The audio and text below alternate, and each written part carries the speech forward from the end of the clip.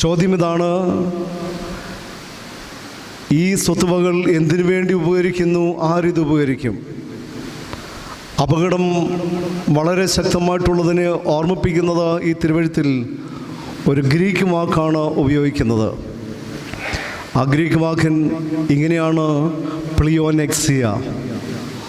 പ്ലിയോനെക്സിയ എന്ന ഗ്രീക്ക് വാക്കിന് അർത്ഥം അത് ജീവനെ തന്നെ ബാധിക്കുന്ന, ആത്മാവിനെ ബാധിക്കുന്ന ഒരു ആത്മീയ രോഗമാണത്. അതേറെ അപകടം പിടിച്ചതാണ്. കാരണം ഒരു മനുഷ്യൻ വിചാരിക്കുന്നത് ഈ ഭൂമിയിൽ പിറന്ന് വസിക്കുന്നതായ ആ മനുഷ്യൻ്റെ ജീവിതത്തിൽ സമ്പത്താണ് അവൻ്റെ ജീവിതത്തിൻ്റെ ആധാരമെന്നാണ്. അതുകൊണ്ട് അവൻ പ്രൈമറി ആയിരിക്കുന്ന ആത്മീയ കാര്യം, ദൈവികമായ കാര്യം അതിനെ തൃണവൽക്കരണം